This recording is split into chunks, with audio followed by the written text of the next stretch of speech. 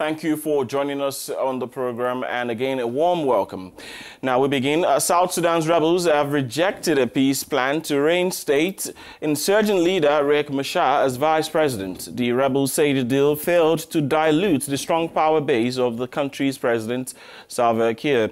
The deal naming Machar as vice president was reached in Entebbe in talks mediated by Uganda's President Yoweri Museveni, and that he and Kiir attended. It was announced on Sunday by Kiir's office.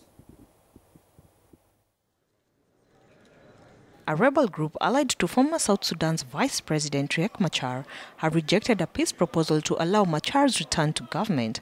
This after warring parties agreed to a power-sharing deal in Uganda over the weekend that would see Machar return to his position as Vice President. SPLM-IO's deputy spokesperson Pok Both Boulang said on Monday the deal was not acceptable and added the rebels should appoint 2 of 4 vice presidents envisaged under the Entebbe deal, and Kiir's grip on power should be loosened further. The latest agreement is part of renewed regional diplomatic efforts to end a conflict that has killed tens of thousands and forced millions from their homes since December 2013. Now you recall that Salva Kiir and Riek Machar agreed on the 27th of June on a permanent ceasefire, an agreement that raised hopes for peace in this war-torn country. But this is not the first agreement signed by the two leaders. In 2016, the year Riek Machar fled his country, the ceasefire concluded a few months earlier.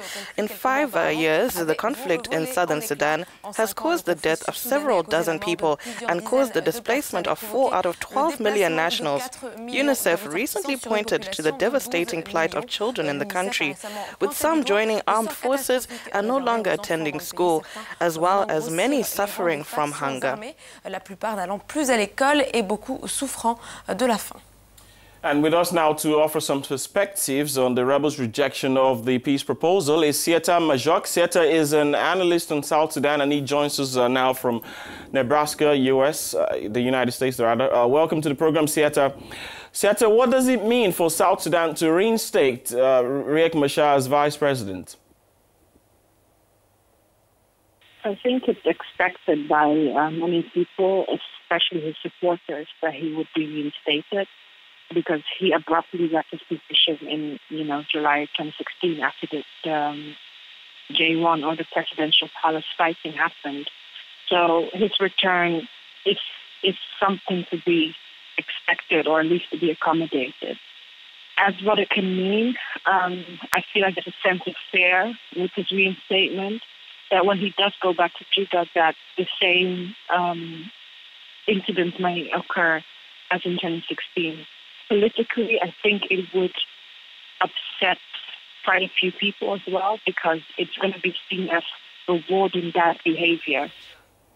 Sieta, the opposition negotiating teams agreed to increase the number of cabinet ministers from 45 to 45, rather, from 30. Now, can a large cabinet guarantee lasting peace in South Sudan?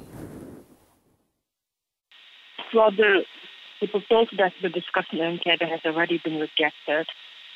I believe that Nadir Garang, who reached with Machar, actually mentioned that the proposal was not official in the first statement that was released, I think, less than 4 hours.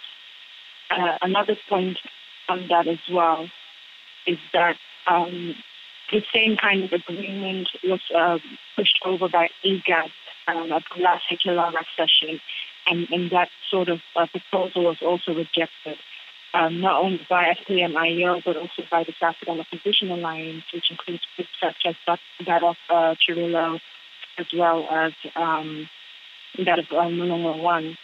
So we would bring lasting peace. It's already been rejected 3 times, and it's already an agreement that may not accommodate all of the warring parties in the ground. And not only that, it will be seen as something that's rewarding different groups of people, despite them bringing violence to bring change. So it may not actually bring lasting peace. It would want to be accepted. Sieta, would you say that do you think rather that there is any need for keeping Taban Deng Gai as vice president? He is the current vice president. Do you think there's any need for keeping him? I've seen that the proposals that are going around that the insurgent will be staying. So I've seen that he will be staying as, I think, second to Machar. My view is that the Bandan guy has already cut a significant political space for himself, particularly due to the July 2016 crisis. He has his own staff. You know, he has been operating as vice president for, you know, almost 2 years now. He also has loyalists and supporters who came over from the next group into his group. So basically there's two separate IO groups going on, one in government and one outside. So including him is something that I see happening, and it's something that is to be expected because we do not know the impact of excluding him from his position, considering that he has a large number of followers. Siata, this is how much we can take, and so we have to leave it at this. Thank you for speaking with us. South Sudan's analyst, Siata Majuk, speaking to us there from Nebraska, United States. And it's important that I say that she, because I earlier mentioned he. It's true. Honest mistake, though. Many thanks indeed, Siata. Thank you. Merci à vous, Siata. Et on va quitter le Sud-Soudan pour voir. Thank you for joining us from South Sudan there. This is the Morning Call. We now bring you more stories making headlines from the continent.